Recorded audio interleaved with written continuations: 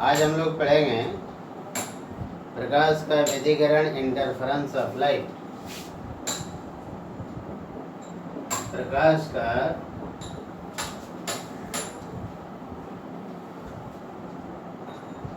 व्यतिकरण, interference of light.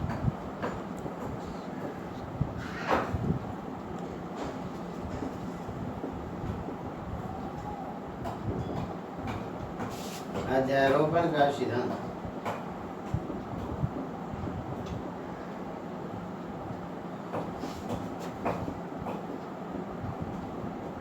Principle of superposition.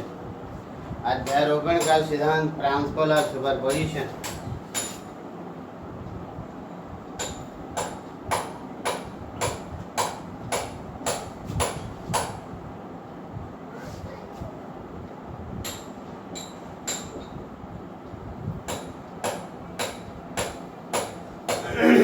अध्यारोपण का सिद्धांत क्या कहता है? अध्यारोपण का सिद्धांत कहता है कि दो या दो से अधिक तरंगें अगर किसी माध्यम में गमन करती हैं, किसी समान होमोजीनियस माध्यम में गमन करती हैं, तो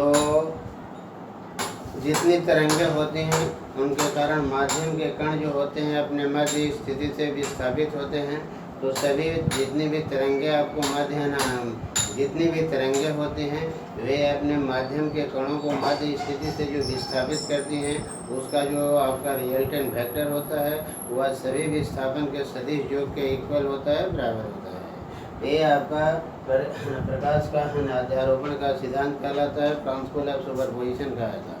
जैसे कोई आपका समान माध्यम है, होमोजीनियस एंड आइसोट्रोपिक है, माने सम सर्वत्र माध्यम है, माने सभी दिशाओं में आपका सभी दिशाओं में आपका जो है जितने भी माध्यम के पार्टिकल हैं, माध्यम के जितने भी कण हैं, उनका गुण सभी दिशाओं में समान हो, सभी दिशाओं में उनकी डेंसिटी आपका सब जगह बराबर हो, यूनिफॉर्म हो, माने माध्यम सम सर्वत्र हो, समान हो। और तो अगर माध्यम होमोजीनियस एंड आइसोट्रोपिक है, माने माध्यम अगर समांग है, सम सर्वत्र है, और उस माध्यम में बहुत है ना, माध्यम में दो या दो से अधिक तरंगें अगर गमन करती हैं, तो उस स्थिति में माध्यम के कण जो होते हैं वो मध्य स्थिति से विस्थापित होते हैं। जितनी तरंगें होंगी उन तरंगों के लिए माध्यम के कण मध्य स्थिति से विस्थापित होते हैं। तो परिणामी तरंग के लिए जो परिणामी विस्थापन होता है, सभी तरंगों के कारण माध्यम के कणों का जो विस्थापन होता है उसके सदिश योग के बराबर होता है, वेक्टर सम के इक्वल होता है। इसी का नाम दिया गया है प्रिंसिपल ऑफ होमोजेनिटी। इसी का नाम दिया गया है आपको अध्यारोपण का सिद्धांत, प्रिंसिपल ऑफ सुपरपोजिशन। तो प्रिंसिपल ऑफ सुपरपोजिशन कहता है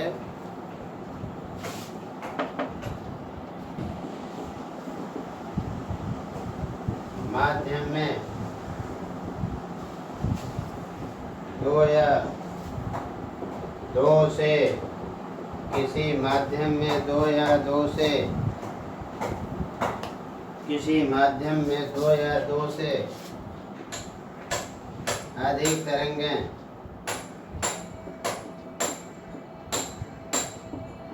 गमन करती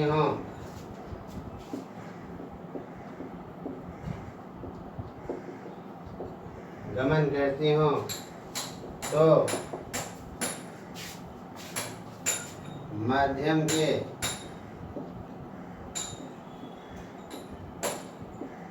कणों का परिणामी विस्थापन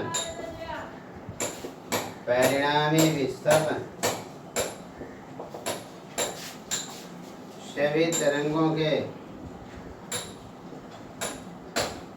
कारण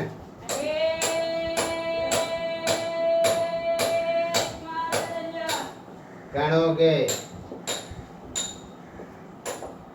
विस्थापन के सदिश योग के बराबर होता है, सदिश योग के बराबर होता है, बराबर होता है, सदिश योग के बराबर होता है।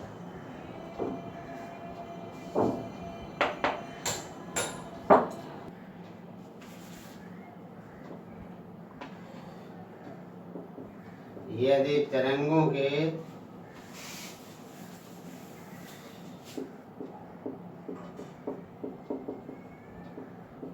कारण माध्यम के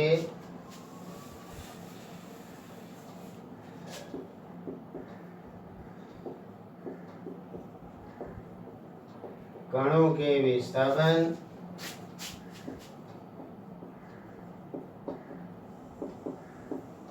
क्रमशः y1 y2 कणों का विस्थापन y2 y3 हो तो परिणामी विस्थापन कौन जी है? परिणामी विस्थापन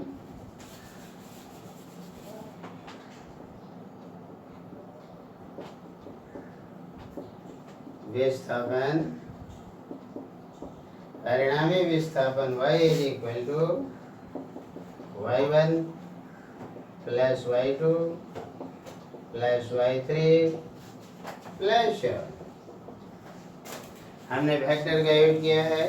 जैसे माध्यम के कण जो होते हैं, जैसे मान लिया कि दो या दो से अधिक तरंग किसी भी डायरेक्शन में अगर गति करती हैं, गमन करती हैं, और मान लिया कि किसी एक तरंग के कारण किसी कण का विस्थापन y1 है, दूसरे तरंग के कारण उसी कण का विस्थापन आपका y2 है, तीसरे तरंग के कारण उसी कण का विस्थापन अगर y3 है, वगैरह वगैरह। मान लिया कि एक कण के कहना एक तरंग के कारण कण का विस्थापन आपका y1 है, दूसरे तरंग के कारण उसी कण का विस्थापन अगर y2 है, तीसरे तरंग के कारण उसी कण का विस्थापन अगर y3 है, वगैरह वगैरह। तो आपका परिणामी विस्थापन बराबर y1 plus y2 plus y3 and so on. तो ये आपका अध्यारोपण का सिद्धांत कहता है। अब सवाल उठता है कि अगर दो तरंगें समान कला में मिलती हैं, सेम फेज में मिलती हैं, तो अगर मान लिया कि दो तरंगें जो हैं, अगर दो तरंगें किसी माध्यम में गमन करती हैं और वे आपको समान कला में मिलती हैं, तो परिणामी तरंग का विस्थापन जो होता है आपका, उसका मैग्नीट्यूड दोनों तरंगों के कारण माध्यम के कणों का विस्थापन जो होगा उसके मैग्नीट्यूड के अलजेब्रिक सम के इक्वल होता है। लेकिन अगर विपरीत कला में मिलती हैं, है ना, विपरीत अपोजिट फेज में मिलती हैं, विपरीत माने कलांतर जो होता है आपका जो है आपको पाई के बराबर होता है, तो परिणामी आपका विस्थापन जो होता है वो उसका मैग्नीट्यूड जो होता है, परिमाण जो होता है, वह आपका दोनों तरंगों के कारण जो माध्यम के कणों का विस्थापन होता है उनके मैग्नीट्यूड के परिमाण के अंतर के इक्वल होता है, बराबर होता है। यदि दो तरंगें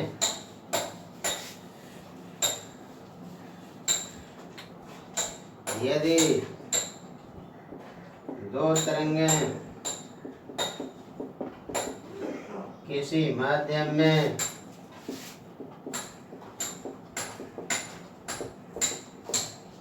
गमन करती हूँ एवं उनके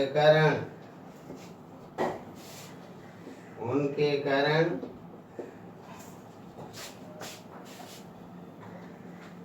माध्यम के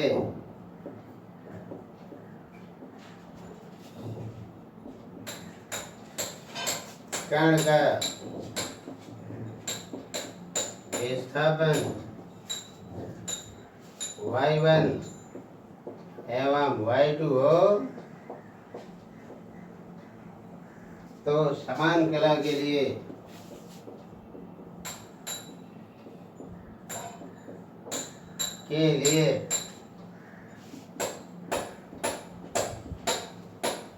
परिणामी विस्थापन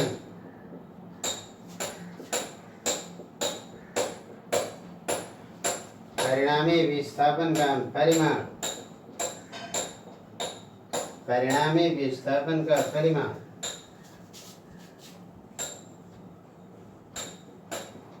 दोनों के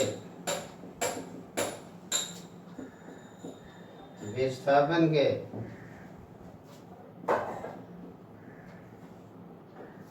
परिमाण के योग के बराबर होता है।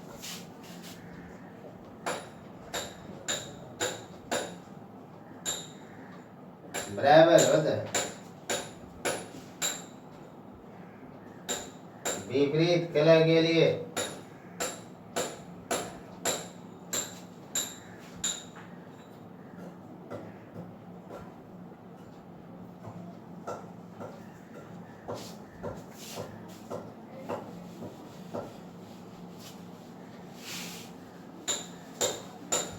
विपरीत कला के लिए परिणामी विस्थापन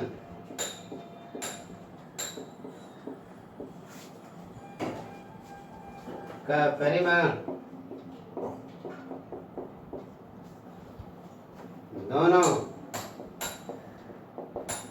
दोनों के कारण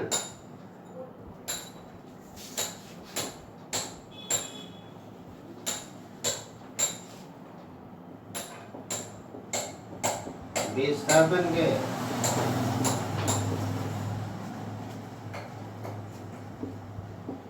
परिमाण के दोनों के विस्थापन से जम करके आई बराबर a1 स्क्वायर, आई बराबर आपका a1 स्क्वायर आप प्लस आपका a2 स्क्वायर प्लस आपका 2a1 a2 2a1 a2 और क्या ये आपको इक्वेशन हो। रचनात्मक व्यतिकरण के लिए फाई कितना होगा 2n/। रचनात्मक व्यतिकरण के लिए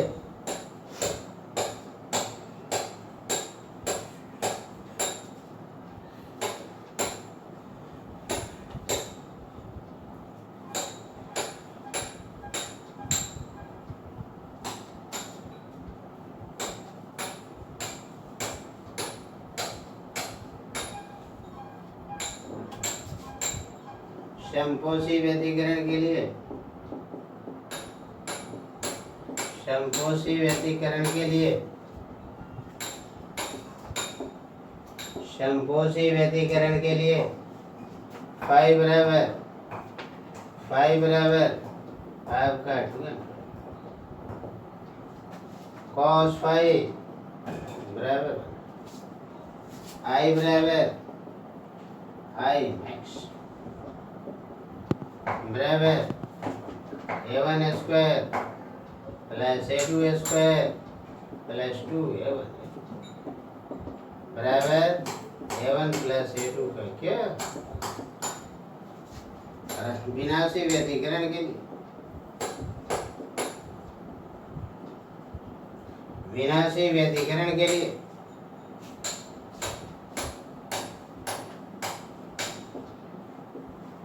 फाई बराबर 2n plus 1 into pi cos phi बराबर आपका कितना cos फाई बराबर माइनस आई है ना आई बराबर आई मीन न्यूनतम थी a1 square plus a2 square minus 2a1 into a is equal to a1 minus a2 का whole square is equal to a2 minus a1 का। यहाँ लिख सकते हैं यदि a1 बराबर a2 बराबर a तो उस हालत में आई मैक्स कितना होगा I max is equal to 4x। यहाँ पर लिख सकते हैं आप यदि a1 बराबर a2 बराबर a आई मिनिमम बराबर। आज बस इतना ही, फिर कल हम लोग पढ़ेंगे अंतर के बराबर होता है, अंतर के बराबर होता है, अंतर के बराबर होता है। समान कला के लिए फॉर द सेम फेस, समान कला के लिए y is equal to y1 plus y2। विपरीत कला के लिए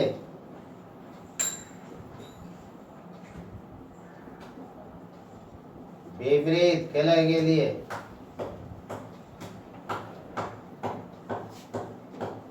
y is equal to y1 minus I by 2, y2 minus y, y1 minus y2, y1 is greater than y2 और ये आपका y2 minus y1, y2 is greater than y। तो ये अध्यारोपण का सिद्धांत कहता है, प्रिंसिपल ऑफ सुपरपोजिशन कहता है। अब हम लोग पढ़ते हैं प्रकाश का व्यतिकरण, इंटरफेरेंस ऑफ लाइट क्या है। तो प्रकाश का व्यतिकरण कहता है कि जब दो तरंगें किसी माध्यम में एक दूसरे पर अध्यारोपित होती हैं तो प्रकाश ऊर्जा का असमरूप जो वितरण होता है, असमान जो डिस्ट्रीब्यूशन होता है, उसी को हम प्रकाश का वितरण कहना व्यतिकरण कहते हैं, इंटरफेरेंस ऑफ लाइट कहते हैं। जब दो तरंगें किसी माध्यम में गमन करती हैं तो उस हालात में, उस स्थिति में प्रकाश ऊर्जा का जो असमान डिस्ट्रीब्यूशन होता है, असमान जो वितरण होता है, उसी वितरण को हम इंटरफेरेंस ऑफ लाइट कहते हैं, प्रकाश का व्यतिकरण कहते हैं। अब व्यतिकरण आपका दो तरह का होता है, एक को रचनात्मक व्यतिकरण कहा जाता है या संपोषी व्यतिकरण कहा जाता है। जब दोनों तरंगें समान कला में मिलती हैं तो प्रकाश की तीव्रता जो होती है वह अधिकतम होती है और परिणामी तरंग का आयाम दोनों के आयाम के योग के बराबर होता है और इसी को रचनात्मक व्यतिकरण कहा जाता है। दूसरा होता है डिस्ट्रक्टिव इंटरफेरेंस, विनाशी व्यतिकरण। जब दोनों तरंगें विपरीत कला में मिलती हैं तो उस स्थिति में परिणामी तरंग का आयाम दोनों के आयाम के अंतर के इक्वल होता है ना, अंतर के बराबर होता है और प्रकाश की तीव्रता मिनिमम होती है। प्रकाश की तीव्रता जो होती है मिनिमम होती है, इसी को कहा जाता है डिस्ट्रक्टिव इंटरफेरेंस।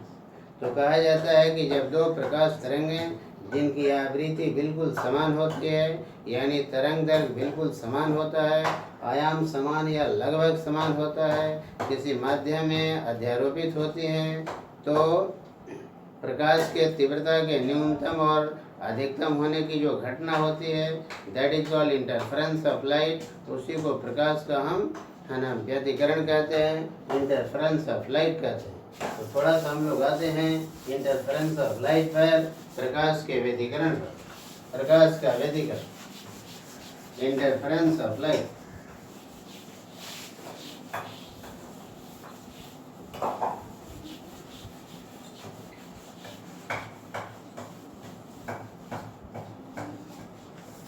प्रकाश का व्यतिकरण,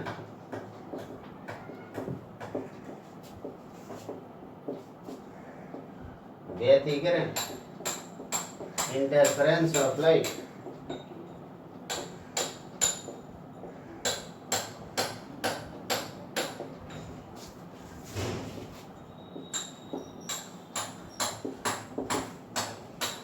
जब किसी माध्यम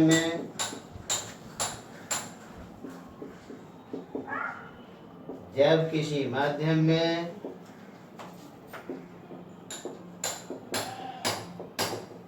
दो प्रकाश तरंगें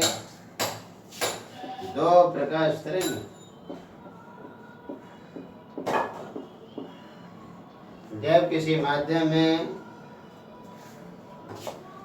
थोड़ा जान लीजिए, जब किसी माध्यम में समान आवृत्ति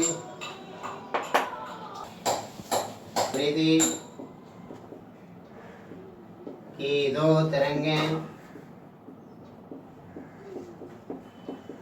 अध्यारोपित हो, दो तरंगें अध्यारोपित हो तो प्रकाश ऊर्जा का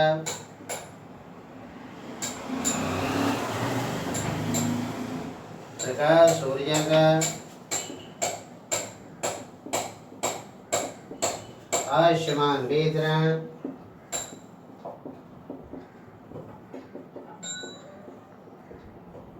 प्रकाश का व्यधिकरण कहलाता है।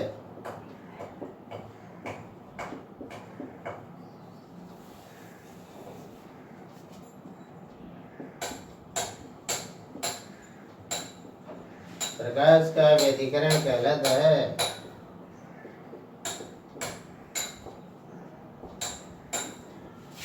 रचनात्मक व्यधिकरण, रचनात्मक या संपोषी व्यधिकरण या संपोषी व्यधिकरण, कंस्ट्रक्टिव इंटरफेरेंस।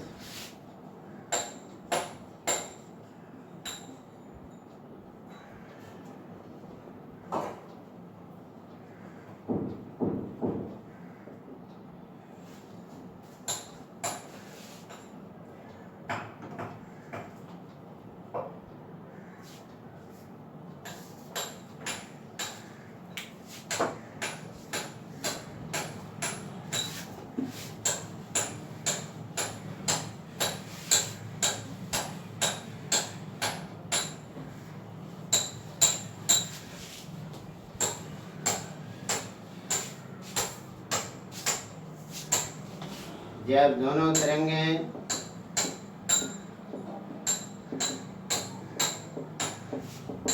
समान कला में मिलती हैं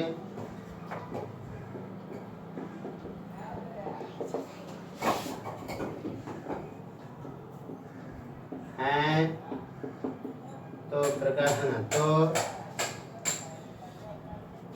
परिणामी विस्थापन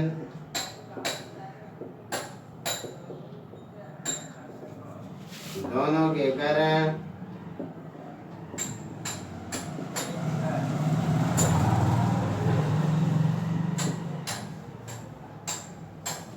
मिलती हैं।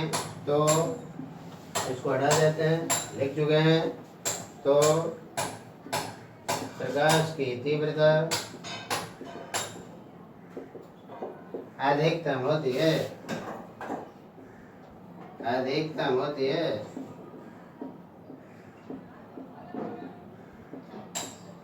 इसे रचनात्मक व्यधिकरण या संपोषी व्यधिकरण, इसे संपोषी व्यधिकरण कहा जाता है। इसे संपोषी व्यधिकरण कहा जाता है। संपोषी व्यधिकरण कहा जाता है।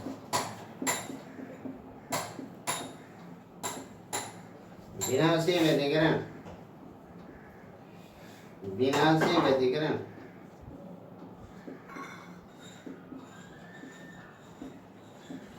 डिस्ट्रक्टिव इंटरफेरेंस,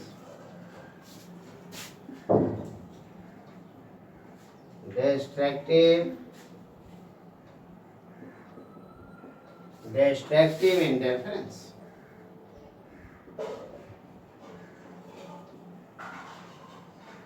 विनाशी व्यधिकरण।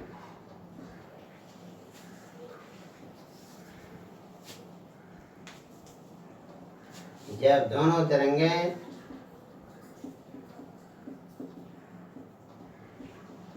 विपरीत कला में मिलती हैं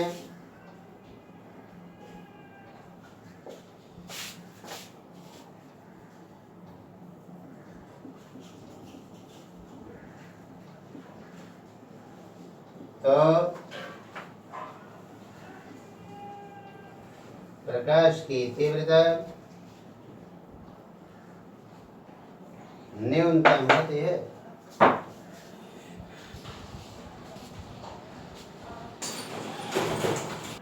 न्यूनतम होती है।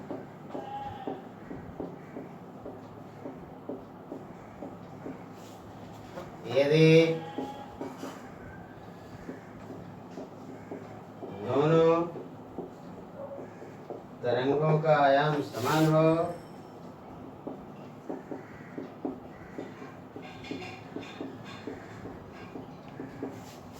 तो तीव्रता शून्य होती है।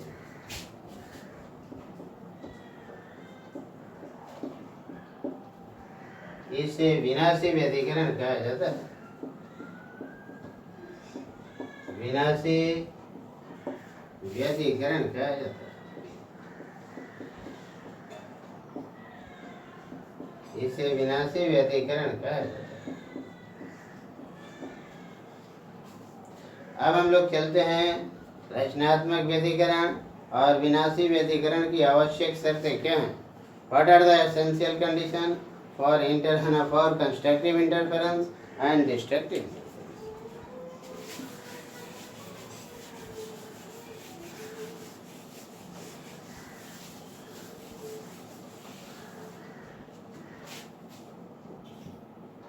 रचनात्मक एवं विनाशी व्यतिकरण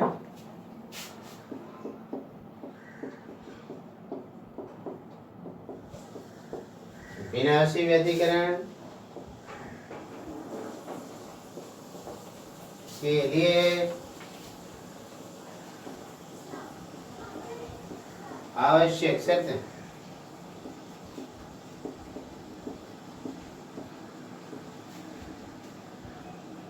आवश्यक शर्तें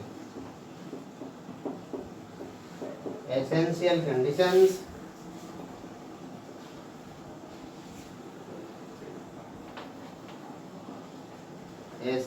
conditions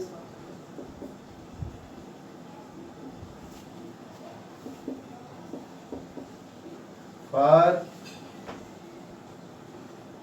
constructive and destructive interference.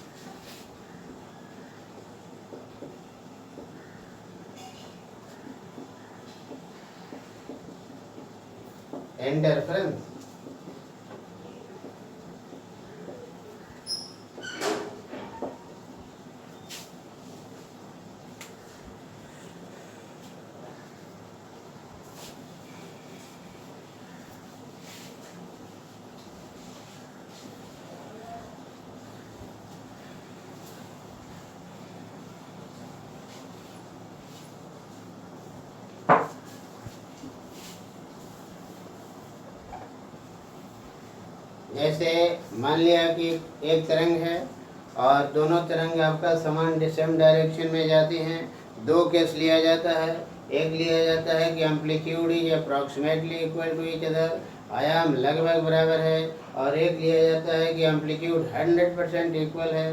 दोनों केस लिया जाता है।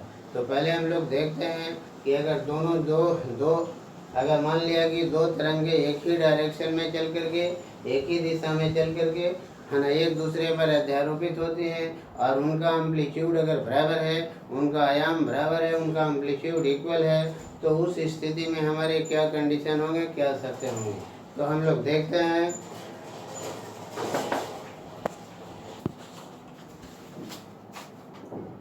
मान लिया कि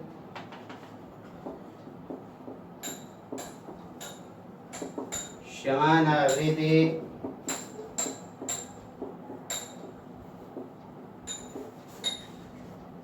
की दो तरंगें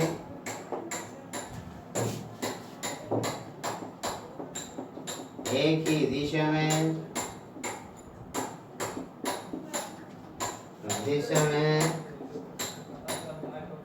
गमन करती हैं।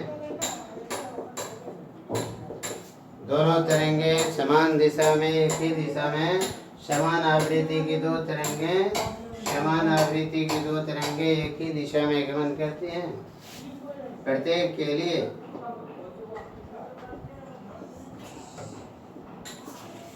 आयाम बराबर है। एक तरंग के लिए माध्यम के कण का विस्थापन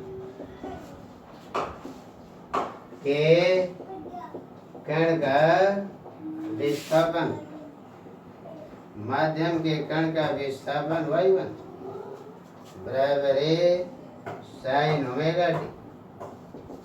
दूसरे तरंग के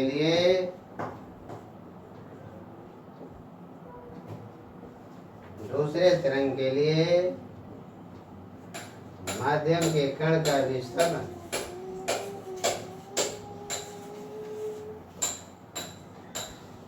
विस्थापन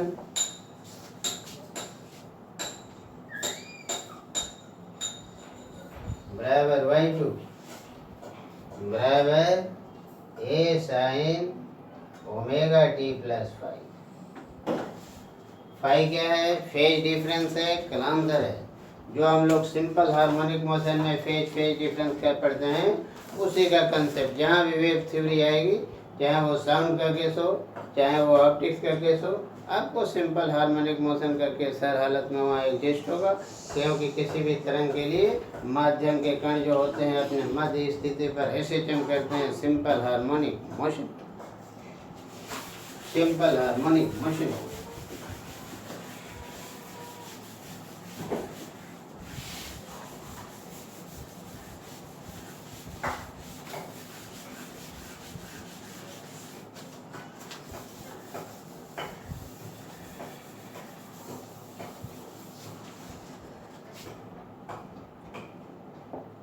परिणामी विस्थापन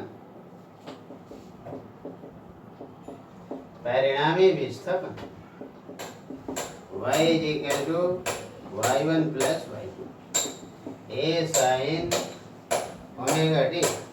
जैसे मान लिया कि माध्यम में दो सोर्स हैं और दोनों सोर्स से तरंग जाती है और तरंग जाकर के दोनों तरफ से एक दूसरे पर अध्यारोपित होती है। यहाँ सोर्स S1 है, यहाँ सोर्स S2 है और प्रकाश अनुप्रस्थ तरंग है और दोनों तरंग जाकर एक दूसरे पर यहाँ अध्यारोपित है।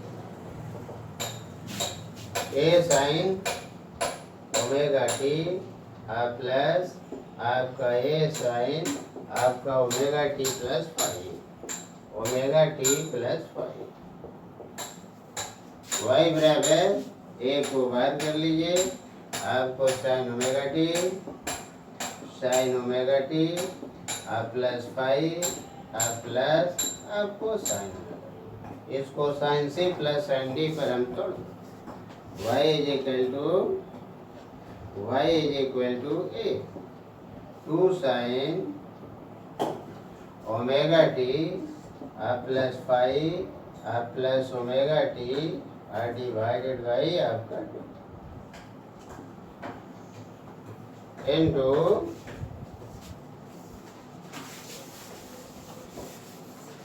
Into cos omega T plus five minus omega T divided by 2 sin c plus D by two into cos C minus D by two पर हमने तोड़ दिया।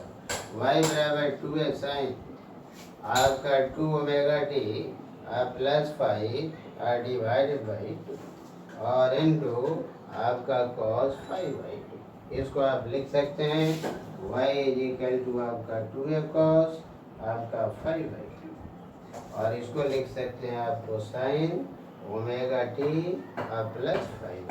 हमने अलग अलग इसको कर दिया, दो से डिवाइड कर दिया, ये कैंसिल हो गया 5। अब 2a cos 5/2 को हम एम्पलीट्यूड मानते हैं, आयाम मानते हैं, that is called amplitude of the resultant. परिणामी तरंग का एम्पलीट्यूड कितना होगा वो हम लोग ले सकते हैं।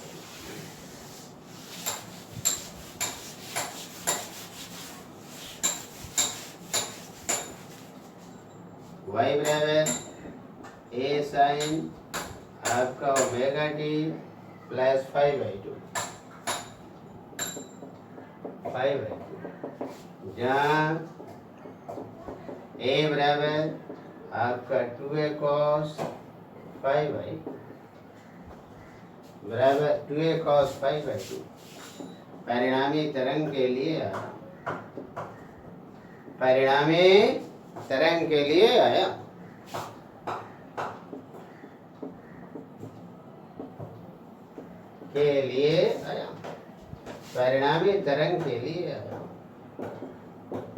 एम्पलीट्यूड। प्रकाश की तीव्रता जो होती है, प्रकाश की तीव्रता आयाम के स्क्वायर के डायरेक्टली प्रोपोर्शनल होती है आयाम के स्क्वायर के डायरेक्टली प्रोपोर्शनल होती है समानुपाती। प्रकाश की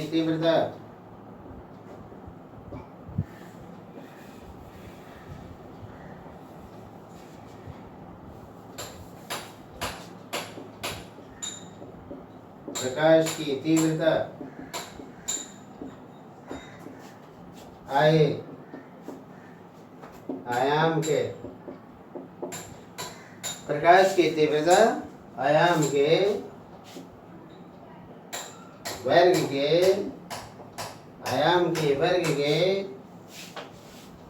समानुपाती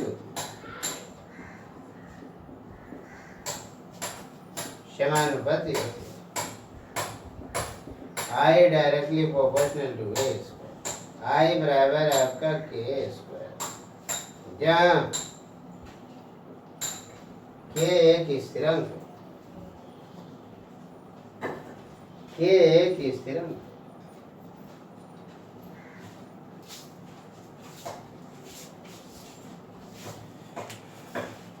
प्रयोग से के बराबर 1। प्रयोग से के बराबर 1।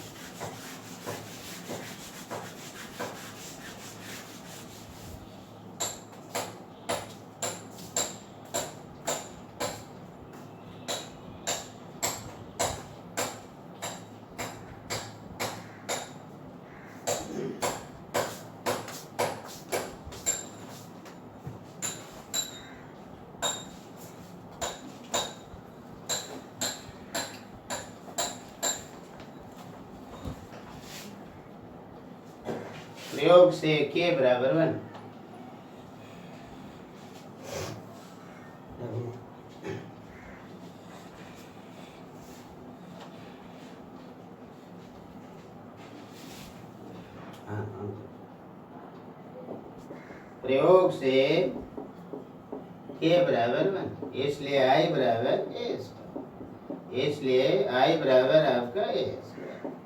इसलिए आई बराबर आपका 2a cos, आई बराबर 2a cos, कहाँ जाना है उधर, 5/2 का होल स्क्वायर बराबर आपका 4a स्क्वायर और आपका cos square 5/2 is equal to आपका 2a square into a square cos square 5/2। I बराबर आपका 2a स्क्वायर 1 प्लस cos 5।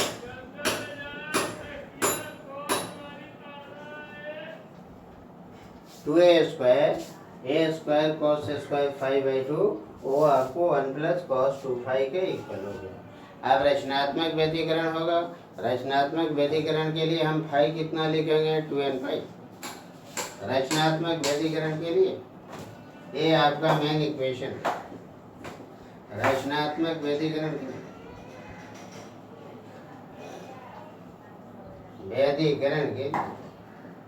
रचनात्मक व्यतिकरण के 5 बराबर 2n पर, n बराबर 0, 1, 2, 3 एंड सो। cos 5 किसके बराबर हो जाएगा, cos 5 बराबर 1। इसलिए आई बराबर आई मैक्स, अधिकतम तीव्रता मिलेगी आपको, मैक्सिमम इंटेंसिटी मिलेगी, प्रकाश की अधिकतम तीव्रता, प्रकाश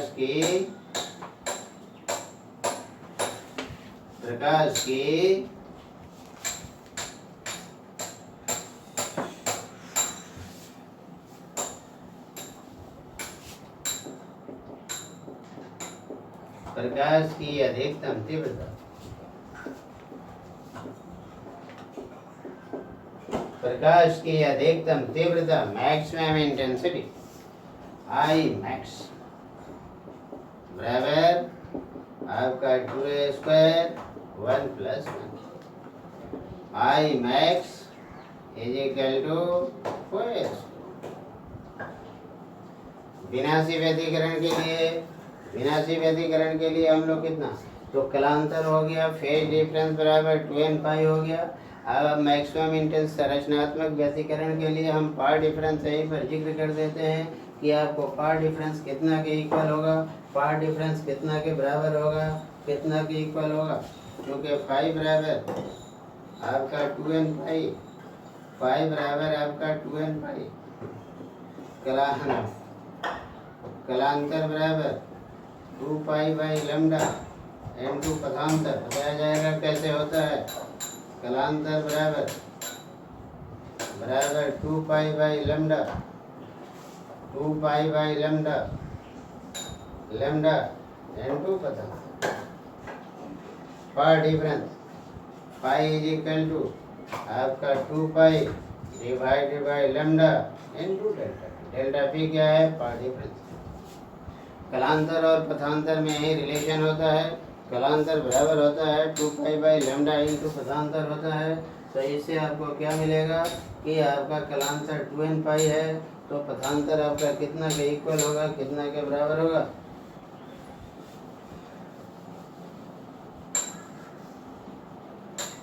पथांतर बराबर डेल्टा पी बराबर आपका लैम्डा पाई डिवाइडेड बाई 2। आपका डेल्टा पी बराबर, पथांतर को हम डेल्टा पी से सूचित करते हैं, लैम्डा बाई 2 पाई और पाई आया है 2n पाई। 2 पाई आपका कैंसिल हो जाएगा एल, इसलिए डेल्टा पी को लिखा जाता है, डेल्टा पी बराबर आपका 2n इंटू लैम्डा बाई 2 लिखा जाता है, या इसी को लिखा जाता है बराबर, यानी पथांतर तरंग दर के आधे का अगर सम गुणज है, इवन मल्टीपुल है ना, यानी पथांतर 2n इंटू लैम्डा बाई 2 है, तो वहाँ रचनात्मक व्यतिकरण होता है। और प्रकाश की तीव्रता क्या होती है? प्रकाश की तीव्रता आपको मैक्सिमम होती है, इसी को कहा जाता है रचनात्मक। एल लैम्डा लिखिए या 2n इंटू लैम्डा बाई 2 लिखिए, और प्रकाश की तीव्रता आपको मैक्सिमम। विनाशी व्यतिकरण के लिए चूँकि दोनों स्रोत का आयाम हम बराबर लिया है, इसलिए वहाँ इंटेंसिटी 0 होगा, वहाँ बिल्कुल डार्कनेस होगा, वहाँ बिल्कुल आपको डार्कनेस होगा। उसी को हम विनाशी व्यतिकरण कहते हैं।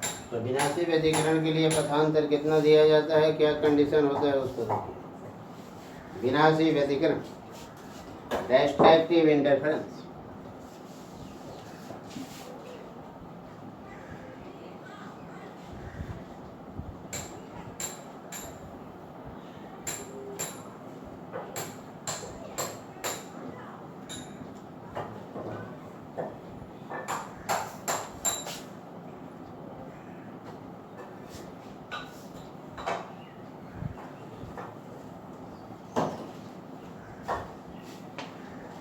विनाशी व्यतिकरण, विनाशी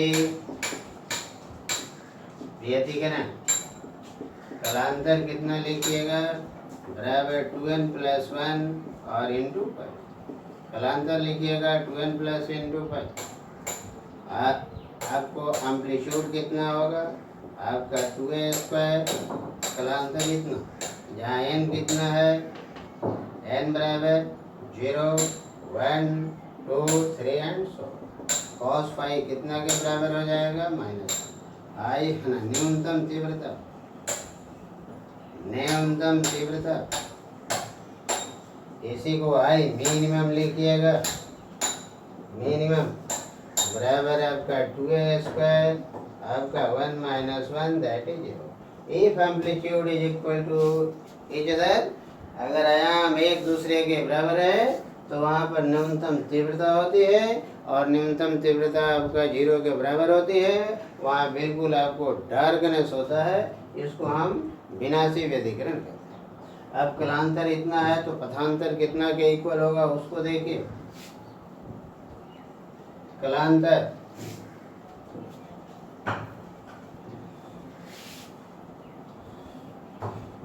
आप जानते हैं कि कलांतर बराबर 2 पाई बाई, कलांतर बराबर आपका 2 पाई बाई लैम्डा इंटू पथांतर। कलांतर आया हुआ है आपका 2n प्लस 1 इंटू पाई बराबर आपका 2 पाई बाई लैम्डा और इंटू क्या हो गया? पथांतर। पथांतर पाई पाई कैंसिल हो जाएगा, पथांतर कितना आएगा 2n + 1 n2 लैम्डा। तो रचनात्मक व्यतिकरण के लिए विनाशी व्यतिकरण के लिए कलांतर दिया जाता है 2n + 1 × पाई, और आपका पथांतर दिया जाता है आपका 2n + 1 × λ/2, यानी तरंग दर के आधे का विषम गुण। पथांतर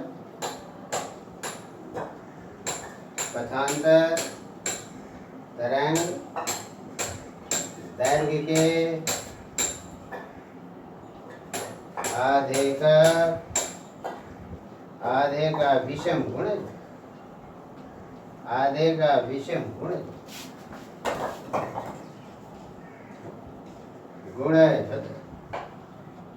आधे का विषम गुण,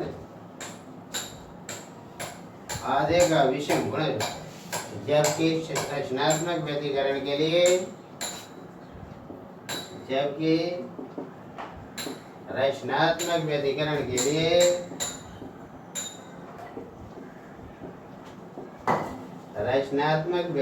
के लिए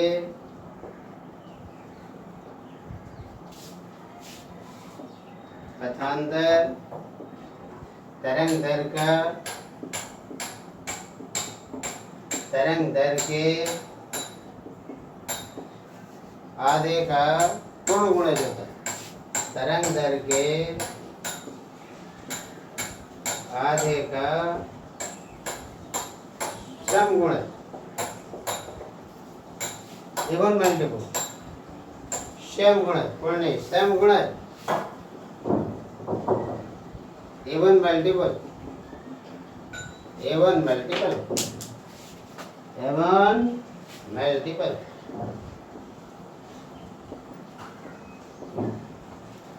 है।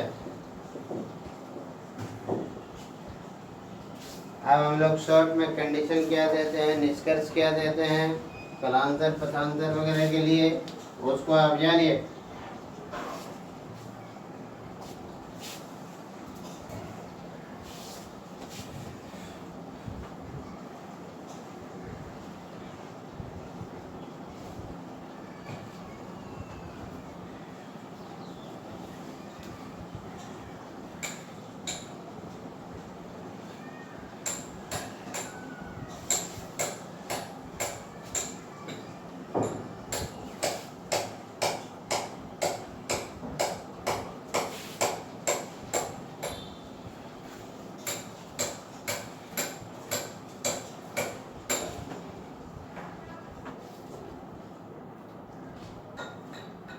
रचनात्मक व्यतिकरण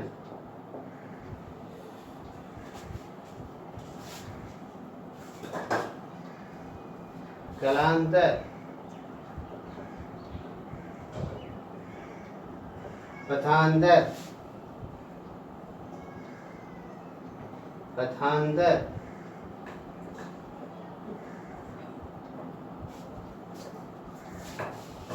रचनात्मक व्यतिकरण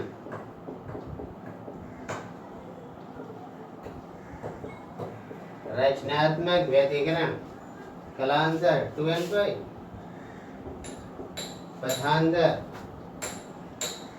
n lambda 2n + 1 2n n2 λ/2 बराबर n। विनाशी व्यतिकरण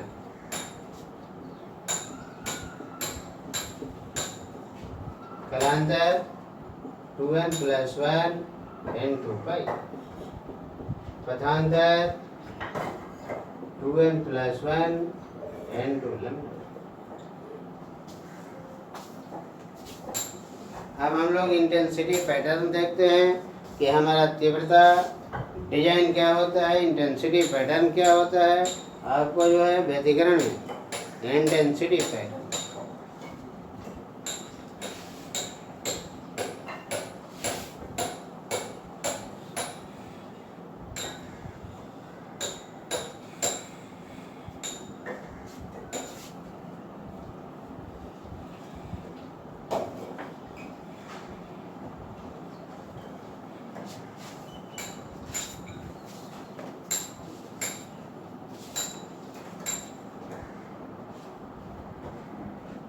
तीव्रता पैटर्न।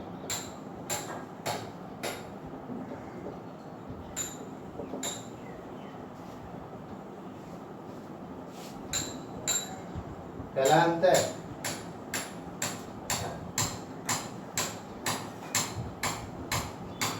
तीव्रता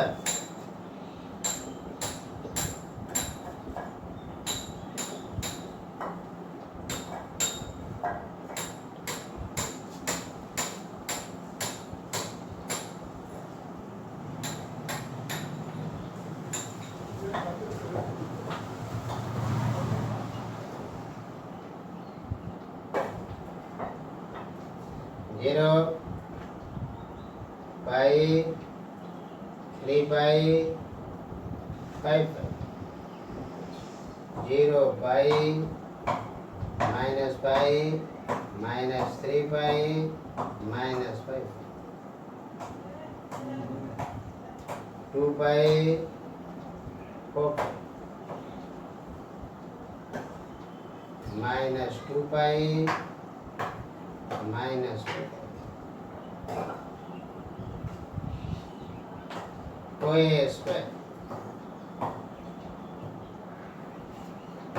देखिए cos माइनस थीटा आपका cos थीटा होता है, इसलिए माइनस है, उससे कोई अंतर नहीं है। ये पीक बताता है रचनात्मक व्यतिकरण के लिए आपका एंगल आपका 0 होगा, टू फेज भी है ना, कलांतर आपका 0 होगा, 2 पाई होगा, 4 पाई होगा आपका है ना, या माइनस आपका 2 पाई होगा, माइनस 4 पाई होगा। प्रकाश की तीव्रता मैक्सिमम होगी, रचनात्मक व्यतिकरण के लिए दिखाया गया है। और यहाँ पर टच करने का मतलब है कि प्रकाश की तीव्रता जो है आपका शून्य है कब, जब कलांतर 2n + 1 × पाई के बराबर है, माने प्लस माइनस पाई है, प्लस माइनस 3 पाई है, प्लस माइनस 5 पाई है, वगैरह वगैरह। तो ये आपका तीव्रता पैटर्न होता है, तीव्रता डिजाइन होता है। इसका एक और मेथड आपको दिया जाता है, इसका एक और मेथड दिया जाता है। सेकंड मेथड क्या है, देखिए सेकंड मेथड, एम्पलीट्यूड आप लगभग बराबर ले सकते हैं, और एम्पलीट्यूड लगभग बराबर जब हम लेंगे तो उस हालत में आपका जो है विनाशी व्यतिकरण के लिए कुछ न कुछ आपको तीव्रता मिलेगी। विनाशी व्यतिकरण होगा, डिस्ट्रक्टिव इंटरफेरेंस होगा, तो वहाँ कुछ न कुछ आपकी तीव्रता मिलती है, समझे है ना। तो कहने का मीनिंग है कि मान लिया कि विस्थापन के समीकरण निम्नलिखित हैं। विस्थापन के समीकरण निम्नलिखित, y1 बराबर a1 sin ओमेगा t, और y2 बराबर a2 और sin ओमेगा t + फाई। जहाँ फाई क्या है, जहाँ a1 और a2 ये आयाम है, और फाई जो है एक कलांतर, phi is a phase.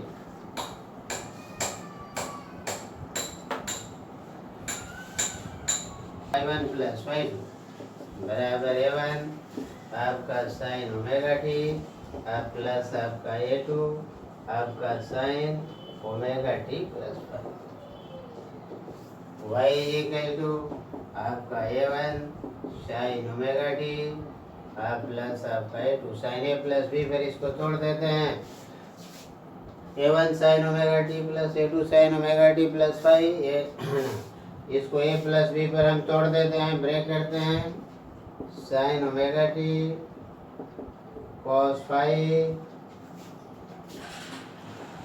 Plus आपका cos ओमेगा t और इंटू sin फाई।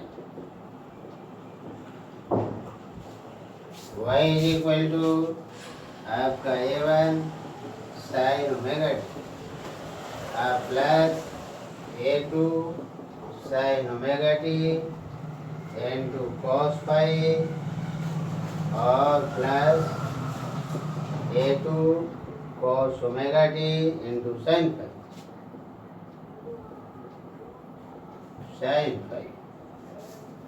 y बराबर A1 plus A2 sine omega, इसमें साइन ओमेगा टी को कॉमन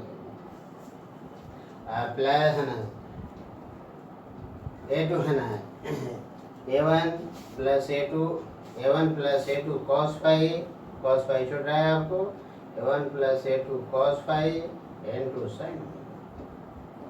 साइन ओमेगा टी हमने कॉमन ले लिया प्लस आपका A2 साइन फाई N2 आपका cos ओमेगा। अब पूछे जो हम लोग करते हैं, मान लिया कि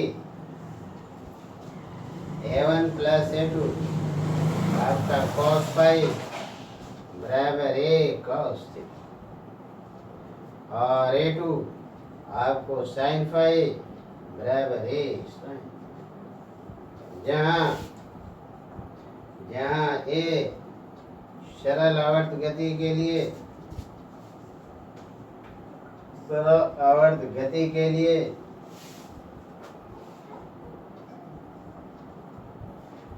जहाँ ये सरल आवर्त गति के लिए आयाम है तथा फाई है ना तथा थीटा कलांतर के लिए आयाम,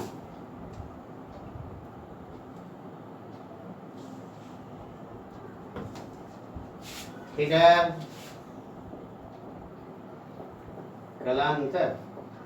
कलांतर माने फेज डिफरेंस,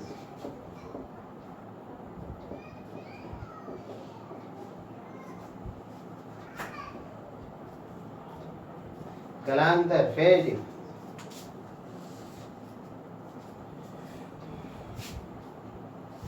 इसलिए आपका y बराबर आपका A cos theta plus A cos theta आपको sine omega T plus A sine theta into cos omega. हम सिंपल हार्मोनिक मोशन के इक्वेशन पर आते हैं, बराबर A बाहर कर लीजिए sine omega T into cos theta plus cos omega T और इंटू साइन, एक कितना के इक्वल होगा y बराबर आपका A आपका sign omega T plus theta. अब इन दोनों को हम स्क्वायर करते हैं और स्क्वायर करके हम ऐड कर देते हैं यही इक्वेशन ऑफ एसेज में, जहाँ थीटा क्या हो गया सरल आवर्त गति के लिए आपको कलांतर हो गया और ये क्या हो गया सरल आवर्त गति के लिए आपका एम्पलीट्यूड हो गया, आपको आयाम हो। तो हम लोग आते हैं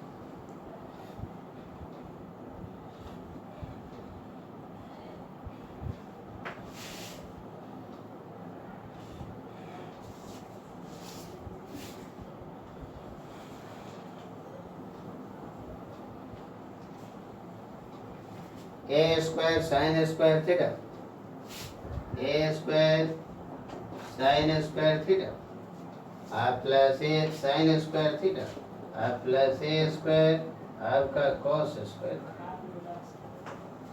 बराबर आपका A2 स्क्वायर आपका साइन स्क्वायर थीटा प्लस आपका A1 प्लस A2 आपका cos phi, A2 square sine square phi A1 plus A2 cos phi का होल स्क्वायर।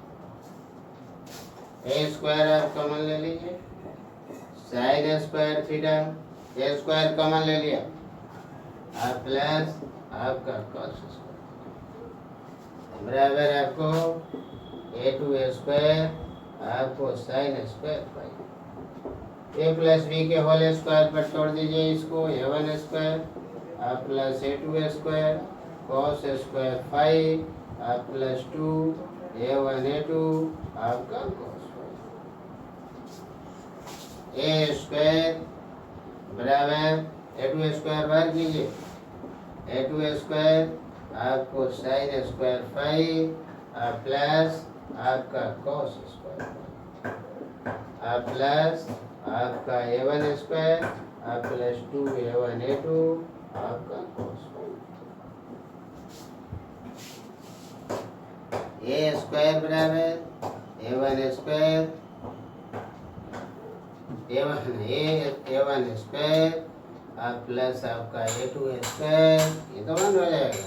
अब प्लस 2a1a2 आपका cos I directly proportional to a square. प्रकाश की तीव्रता जो होती है वो आयाम के स्क्वायर के डायरेक्टली प्रोपोर्शनल होती है, समानुपाती होती है। I directly proportional to a square, इसलिए I बराबर k स्क्वायर। प्रयोग से k बराबर I बराबर आपका, इसलिए इंटेंसिटी I कितना लिखिएगा, फिर हम लोग उसी पर आते हैं। इसलिए प्रकाश की तीव्रता आपका होगी